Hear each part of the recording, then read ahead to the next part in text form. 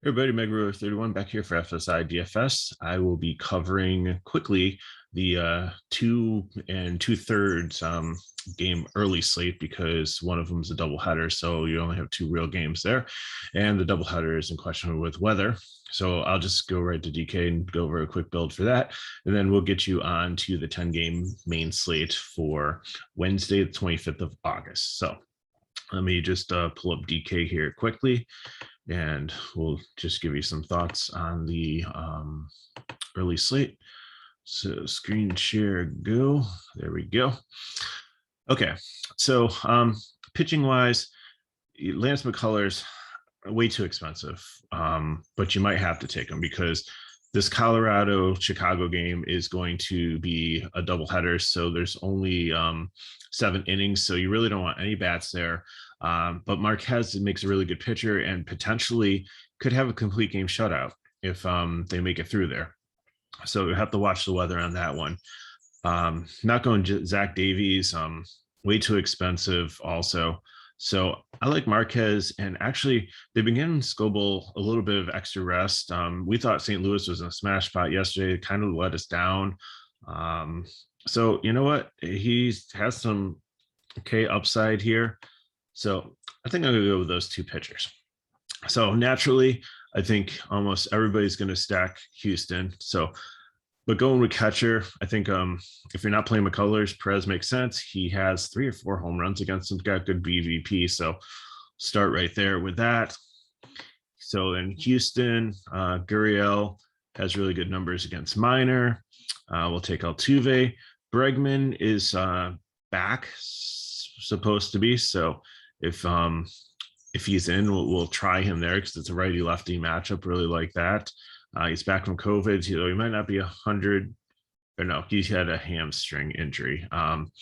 Tucker's actually back too for COVID. So Houston's getting stronger here. So throw Correa in there. For outfield, so we have 4 Houston guys. I think that's good there. I think, I want to pick up some Detroit bats now. So because I love the matchup against John Lester. So righties against him are always good. So Badu's a lefty. Give me Grossman. Give me like maybe Hill leading off. Or Castro. Like, I don't really care here. We're just doing an example lineup here. So pretty much the core is going to be Houston. If Bregman's not in, then you'll have to Diaz or take one of the outfielders. They're all lefty on lefty matchup there. So, but I think if you go Brantley then or Alvarez, then you can go down to Myers if you need a pivot. So let's see here. I'll throw in Hill, and then let me just throw in one last random guy who we know is not going to play. I'll throw in McCormick. He's on the IL, so this is not an official lineup here. Okay, so here's like what I'm probably going to do. So like the outfielders, like I want to try to get at least 2 Detroit outfielders in here. Whoever fits for this guy here. It'll be a Houston guy if Bregman's not here, and then I think you can go down to a nice pivot off of Bregman to get Detroit exposure. Would be Candelario. So that's where I think I'm going to go fair. But the thing is, you have to watch because if this game gets rained out, then you're going to have to go Bregman. So I think, or not Bregman, McCullers. So I think the easiest swap is you just put him in there. And I know it's against your pitcher, but you can easily just pop Molina in there and it works out for you. Like I said, if you end up in the outfield, you can pay down for Mayer if you had one of the Houston bats. He's definitely in play here with the righty lefty matchup, and had an off game last time out, but before that he was doing very, very well hitting the ball. So definitely that's the build I'd look for there. I think contrarian build would be just to stack Detroit here, because I think so many people are going to go for these Houston bats. Kansas City, I tried stacking it. I don't think I would going to pay $1 for it. St. Louis, I'm not super interested in either. I guess in a GPP, you could do it. I would not play any bats from Colorado or Chicago, just being the 7 inning game. That just doesn't work out well. But with sorry, tripping on my words here. The Detroit stack, you're going to leave money on the table and just be okay with that. Even if you play McCullers, and like take Perez against him, that's fine. If that's the only Kansas City bat you have. But if you play a Detroit stack, you might leave money on the table. Just be okay with that. Just know you're going to be different. I think, it's going to be McCullers and Marquez if he plays, and then like a Houston stack, like I said. And then, they're going to throw in some value plays here or there, most of the cash players. So if you can play a little bit differently and start out with Scoball and Marquez as your pitchers, and that gives you a little bit of different flexibility. And like I said, McCullers has struggled a little bit recently. If we have to take him, we'll take him, based on whether he might be the only other option. So that kind of wraps up that slate. So I'm going to stop sharing here. And I am going to pull up this evening's slate. Now, this evening's slate, you have no weather concerns, it doesn't look like, but we have a lot of pitching options. So I'm just going to fly through the games quickly, and I'll do the breakdown at the end. So Tampa Bay, Philly, you have Yarbrough and Wheeler. Not interested in Yarbrough. Wheeler, I think definitely he's one of my favorites of the higher priced pitchers. A lot of K upside against this Tampa Bay team. So they do lose to DH also, being in the National League ballpark. So really like Wheeler here. Tampa Bay can make a good leverage stack. Phillies, maybe a GPP stack. Not super interested. Yarbrough's a fade for pitcher for me. LA and Baltimore look like the Rams played the Ravens last night. I think it was like 14-8. So probably not as much offense on the Philly side. Ohtani's a decent pitcher, or not Philly side, Baltimore side. But Ohtani, has had some periods where he has been off. So anything can happen in baseball. Chris Ellis on the other side, I think, is a YOLO punt. Like, he's been decent his first start. He went 4 innings, had a bunch of strikeouts. The Angels, besides Ohtani, like you said, even though they put up a lot of runs, and they're probably going to have a high total. I don't have the total yet. It's probably be something north of 5 again. But it's just like figuring out who to stack here. And they're relatively cheap. So I'm okay with the Angel stack. I think they'd be my 4th favorite in cash. Baltimore, I think, makes a really good, cheap contrarian leverage stack if people are going to be playing Ohtani. I'm fine as a pitcher. I think he makes a good case for SP2 in a lot of cases. So I think, that's a good game to find some pieces from. Wind blown out a little bit, 88 degrees in Camden Yards. Next is Arizona and Pittsburgh. Tyler Gilbert had that no-hitter against San Diego and then came back to earth for his next game up against Mitch Keller. Not really interested in either pitcher here. I think maybe 10 DK points or 6K, but I think you can get 10 DK points out of Ellis and save 2K. So not going there. Arizona, I think, makes a really good cheap stack. Don't love it, but there's some pieces there against Keller. Pittsburgh, I'm just really not interested in them, even against Gilbert. I think he'll do well. He'll do okay, but I don't think, it's just so hard to figure out like who's going to hit on that team. So, but the pricing, if it works for you, it works for you. But this is a 10-game slate. There's lots of other options. Next, we have, it seems like, the installment 3 of Pitching Duel. You have Chicago White Sox against Toronto Blue Jays, Giolito against Robbie Ray. These have been some really decent games in this series. Giolito is okay. I think, the last 2 guys didn't do too bad against Toronto. The totals are, below 4-5. So I think, Cisse or Giolito, Cisse pitched the other night, makes a decent GPP play. Robbie Ray has been strong too. He just concerns me a little bit more than Giolito just because all the right-handed power hitting. I know Anderson's a little banged up, so he might be out of the offense. The other thing too is Wednesday. It's a getaway day for a lot of these teams. They're finishing up series, going on to the next city or whatever. So you might see some players rested and rotated. So I guess this all is lined up dependent. If you see, a scrub lineup come out for Chicago White Sox or Toronto, that's definitely going to boost either one of these pitchers' value up there a lot more. So I think, Ray scares me a little bit. He's been really good this season, but so is White Sox. So something's got to give there. I don't know which way it's going to give. So I might have a little bit of exposure of both of them in GPP, but I'm really not going here any place here for cash. Next game might be a little bit of weather concerns, about 40% chance of rain in Cleveland for this Texas game. Latz, I'm not super interested in if he pitches.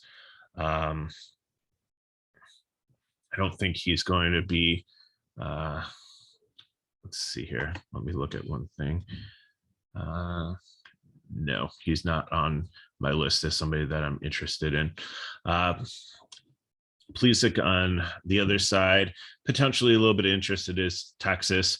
Cleveland's got another high total. They're facing a lefty again. So I love probably stacking, probably my second favorite stack tonight. Just it's like the repeat of yesterday. Boston's number one, Cleveland's number two.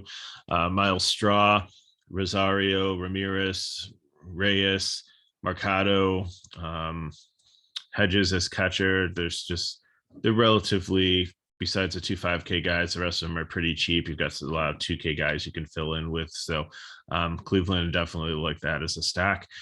Texas against Plesac, I think, maybe as a leverage thing, but not super interested there. Although they do have some cheap pieces. Tavares leading off at 2K isn't bad. Garcia's down to 2.8, low at 2.5. So they definitely make a very, very cheap stack if you're looking for. And I kind of like them in this situation a little bit better than playing Pittsburgh today. Washington and Miami. So I agree. He's definitely in play because if you look, Fetty's not a great pitcher, but he really did well against the Marlins yesterday. So I think there's definitely some upside here for Gray. He's a little bit higher than I'd like him to be, but 7.9 is not a bad price. Anywhere from maybe 15 to 17 DK points, I'm okay with that. Cabrera on the other side, we don't know how long he's going to go, but this guy is like one of the top pitching prospects in Major League Baseball, and he is only 4K or 5K, so he's very, very cheap.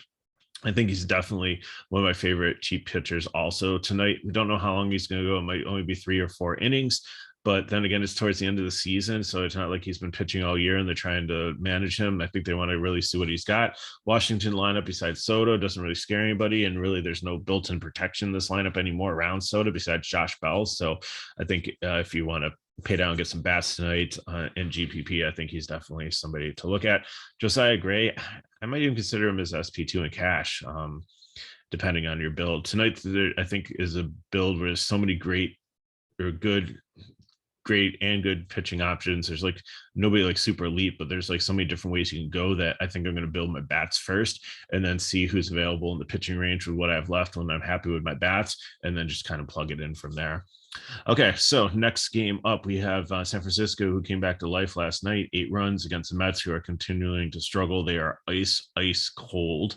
Tijuan Walker, after surprising us against the Dodgers, came back to earth also. So not too interested in him. Cueto on the other side, maybe just because the Mets have struggled a little bit. Always like San Francisco as a cheap stack. The Mets on the other side, I'm not even touching them. Next game, Minnesota and Boston.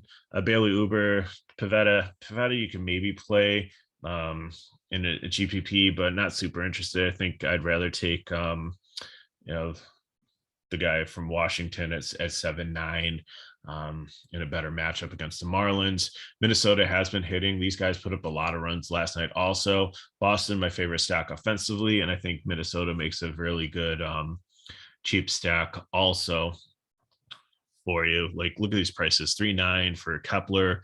I mean, he was like 4K at one point. 2.7 Ruker if he's up batting second. Polanco, even Donaldson's like down to 3.6. Areza 2.8. Like, there's really nobody expensive here. This like makes a really nice value stack for you. Another decent pitching matchup. We have Luis Castillo and Brandon Woodruff. Woodruff has actually struggled a little bit. He's like one of the higher priced pitchers on the slate, but I think he'd be my 4th favorite out of all the high price guys. And I think I'm really not going to have any ownership of him tonight. Again, these Milwaukee pitchers, I keep on saying it, just really scare me. They're looking towards October. They're even though this is an important divisional matchup, I think they still have a good bullpen that these guys don't have to go that far. The total for the Reds is just so low. I just at 3.21. I think that I'm definitely looking at them. They're one of my favorite GPP stacks, not even leverage stack, but just GPP stack overall. I think that low total is way too low for them. I think that they will definitely do well in this game here. Luis Castillo, I think definitely is probably my favorite SP1 tonight. Milwaukee has struggled a little bit. He's had some good games against them already this season. So I think, that's where I'm going to start with pitching tonight. And then finally, we have the Dodgers and the San Diego Padres. We have Walker Buehler. There's some confusion. Some sites have Yu Darvish starting because he was supposed to start Tuesday and they got backed up. But they have Blake Snell on MajorLeagueBaseball.com. So I'm going to go with that. Walker Buehler, I'm okay with. San Diego, like I said, has struggled a little bit with bats recently. So I think that you can play Buehler tonight. He's under 10K. I know he's had his struggles too. So this is another one like when you're looking at like the Chicago White Sox and Toronto game where it can go either way, where you've got good offenses versus decent pitchers. Blake Snell, even though he's showed a little bit of resurgence, I really don't want to try him against the Dodgers. So I'm out on him. So let me just quickly recap what I went over for hitters and pitchers. So Castillo, number 1, Wheeler would be number 2, Buehler 3, Woodruff I'm hesitant on, but I put him as for number 4 tonight. In the medium range, Ohtani, definitely my favorite. Ray would be second. Plesac, Giolito would be GPP.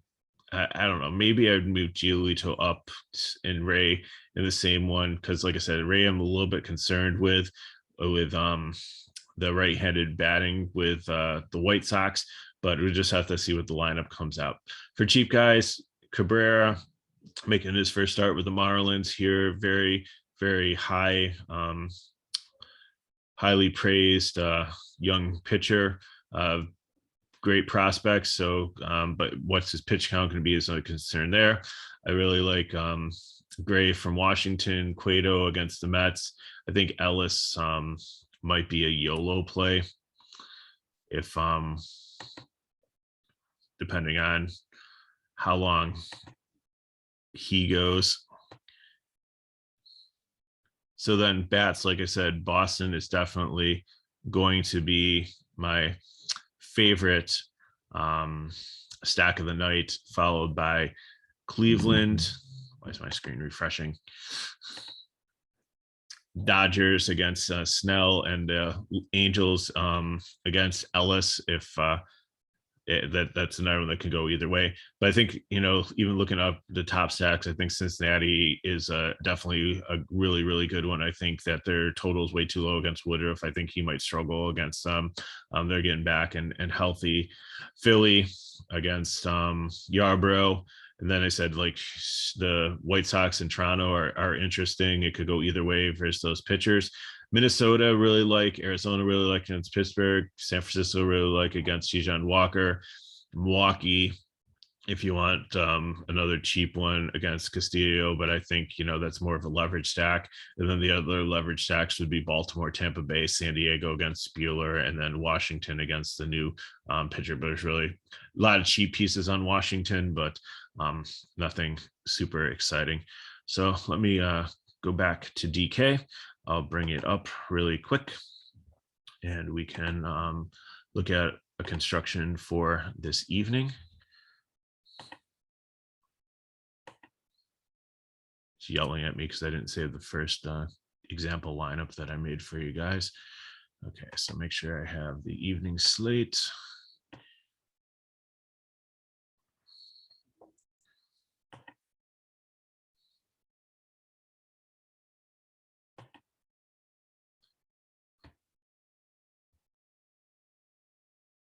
Okay, good. Go to screen share.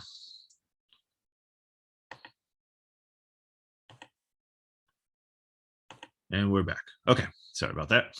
So, like I said, I'm going to start with Castillo, and I'm going to build my lineup with without going through and putting the SP2 in. I'm going to see what I can get. So I'm going to pop to Cleveland for my catcher.